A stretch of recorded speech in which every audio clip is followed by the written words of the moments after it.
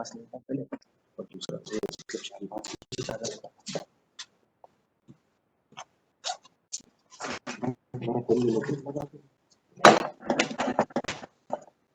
बंदा है उसको बोल दो जिसको भी क्लास करना है देखना शुरू करो कहाँ लगेगा ये?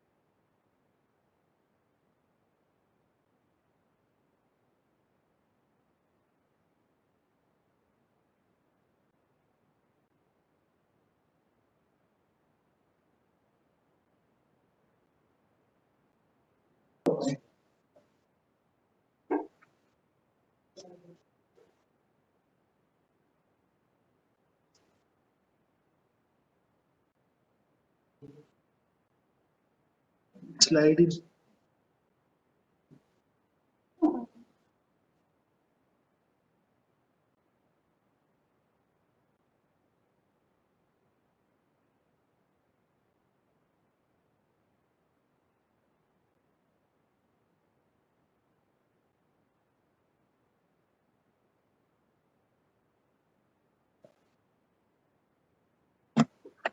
okay, students. So the topic for today is differential leukocyte count. So till now, you all have, I think, this topic that have been covered in hematology lab so far are the compound microscope, and then you've been taught about the how to make a peripheral blood smear, how to stain it, and then of course identification of the different the cells, especially the WBCs, the white blood cells. Okay. So now moving on, the next topic is the differential leukocyte count. Okay, so here this is just a diagram showing you the different zones of a slide. Okay, so over here there is the starting part of the smear. This is known as the head, and then this middle part is known as the body, and then last part is known as the tail.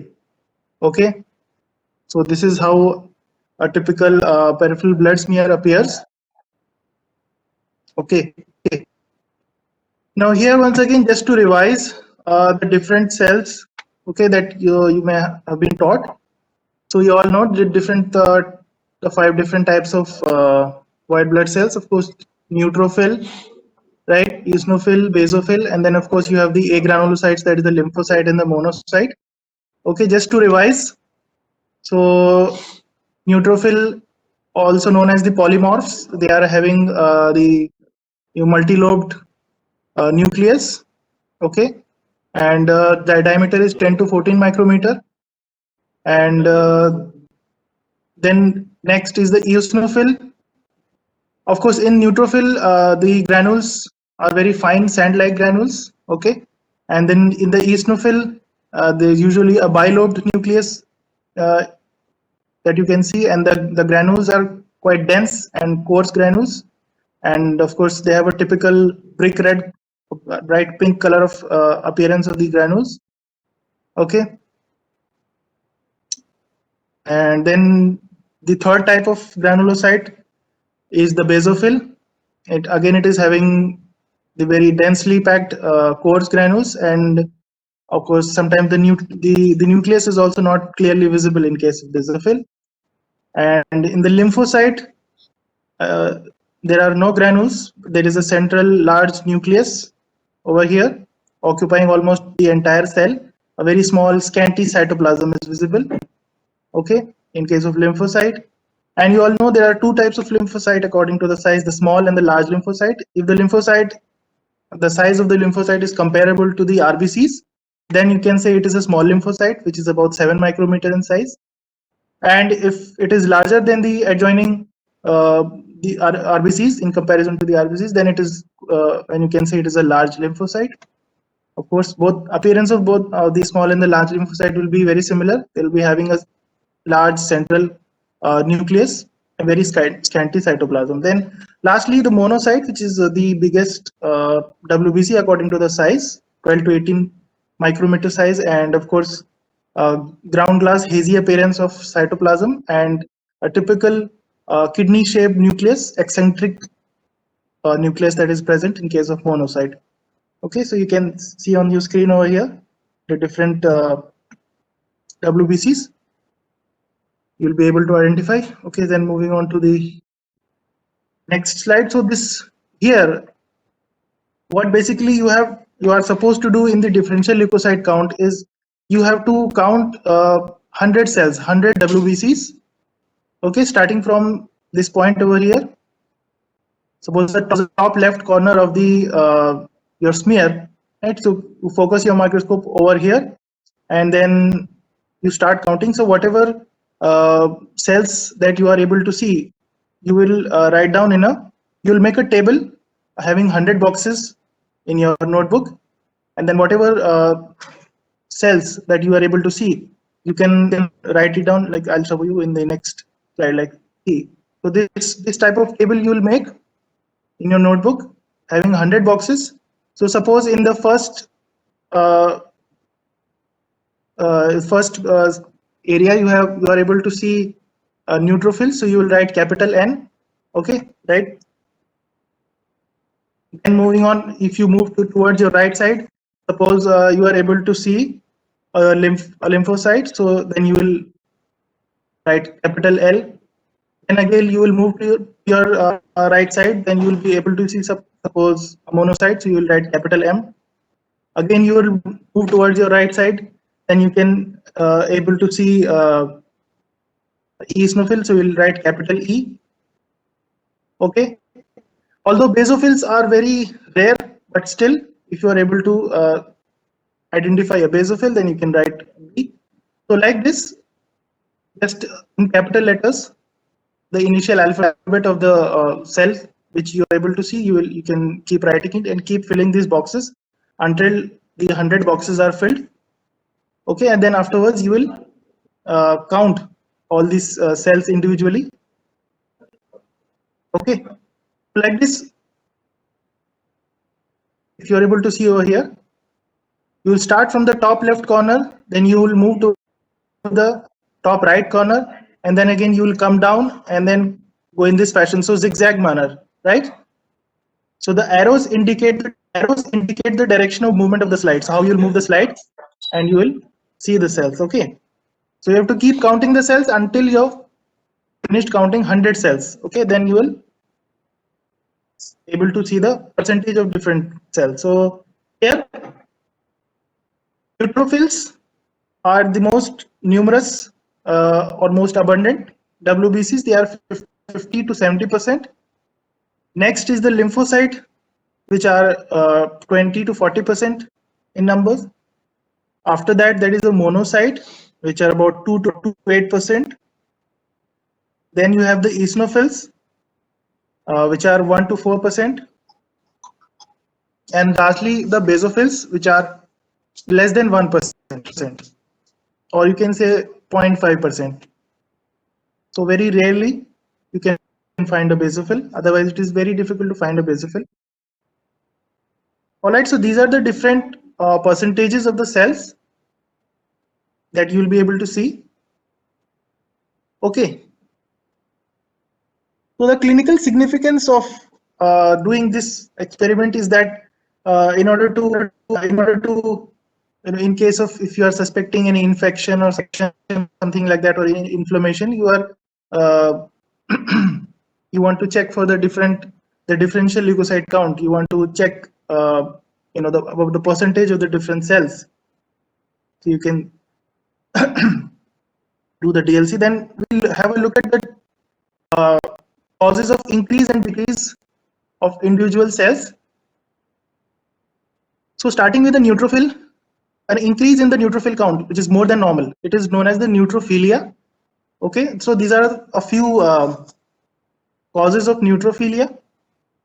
You can see on your screen after injection of epinephrine, exercise, then pregnancy, menstruation, lactation. So these are the physiological causes, and then some pathological causes like bacterial infections, like pyogenic infections.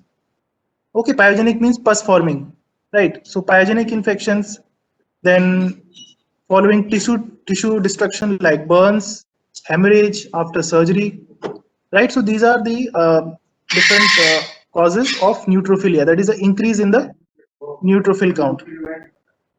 Okay, then you have neutropenia. That is a decrease in the neutrophil count less than normal. So that is seen in children. Then you have typhoid fever. Typhoid fever is one of the causes of neutropenia, and viral infections, and of course bone marrow depression.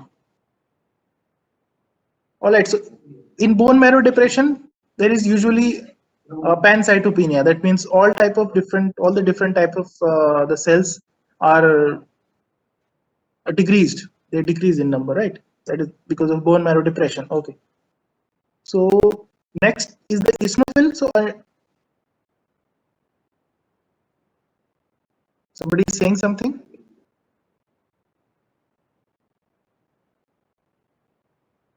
Are you not able to see the slides?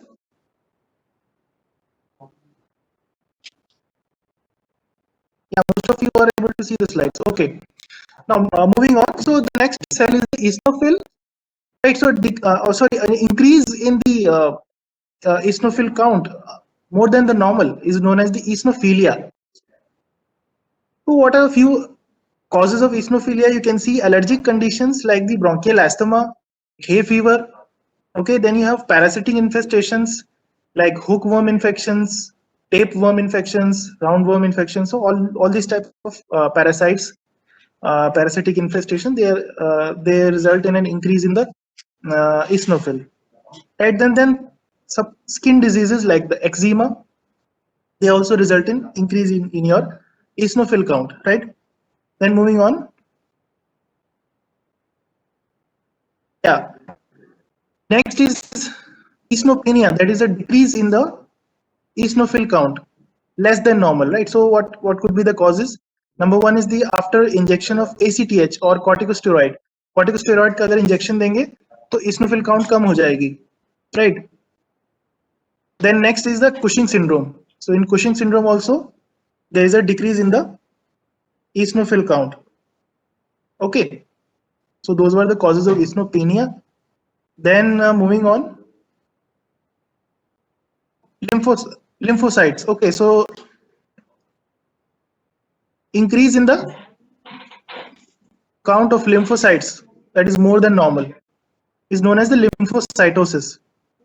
So what could be the causes? Number one, in children, normally in children there is lymphocytosis. The normal count of lymphocyte is 40 to 60% in case of children, which in adult, as I told you, it is 20 to 40%. But in case of children, it becomes 40 to 60%. Right. So that is known as the relative lymphocytosis. Okay. Then you have some chronic infections like tuberculosis. As you all know, it is a very prevalent in our country. Okay, so tuberculosis is found everywhere. That is a chronic infections you can find. So there is a lymphocytosis in that. Then you have next lymphocytic leukemia. Okay, lymphocytic leukemia, and then of course some viral infections. Right. So those are the causes of lymphocytosis, increase in the lymphocyte count. Okay. And lymphopenia. few causes of lymphopenia, that is decrease in the lymphocyte count below the normal. Few causes are hypoplastic bone marrow and of course very important cause of lymphopenia, that is the HIV/AIDS. You all know the HIV virus, that it infects, basically it kills the CD4 T types of lymphocyte, right? It destroys the CD4 T cells, T lymphocyte. Okay, so there is lymphopenia in AIDS. And moving on to the next. Sir? Excuse me, Hello. sir. Yes. Sir, what is hypoplastic bone marrow?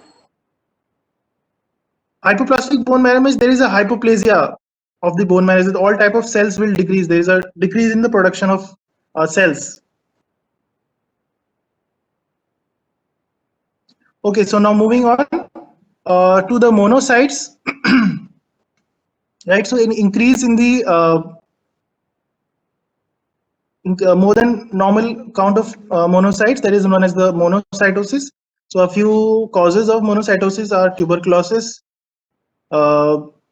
syphilis, some leukemias, infectious mononucleosis. So these are just a few causes of monocytosis. Then there is monocytopenia. So cause of monocytopenia, again, it is hypoplastic bone marrow. So in hypoplastic bone marrow, there is basically aplastic anemia. That is mean all type of the cells, they are decreasing. Okay. So that was about differential leukocyte count. Once again, just I'll just revise it for you. So all you have to do is, of course, you know how to make a peripheral blood smear, right? Already it has been explained to you. So just prepare a peripheral blood smear and then start counting from the top left corner, and whatever cells you are able to see, you can write it down in your table. So make a table of 100 boxes or 100 squares like this, and whatever the cells that you are able to see, suppose if you are able to see a neutrophil, you can write capital N. If you are seeing a lymphocyte, you can write capital L. So like that, you can keep filling these boxes, and once you have counted about 100 cells, then you can see individually what individual the cells, how many cells are there out of 100. Suppose neutrophil, you can get 60 neutrophils, 30 lymphocytes, maybe 3 or 4 monocytes, 1 or 2 eosinophils, maybe 1 basophil, or you may not get a basophil also, because it is less than 1%, right? So this is basically that is what you have to do in the DLC, differential leukocyte count.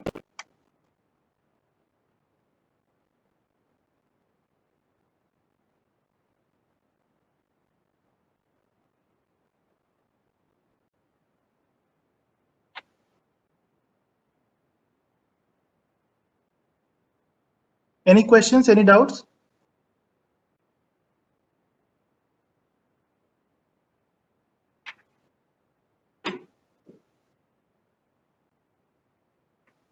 Okay, I think nobody is having any questions or doubts, so we'll just stop over here. Then after a few minutes, then you will start with your CAL lab for group C. All right. Sir, what is Cushing syndrome?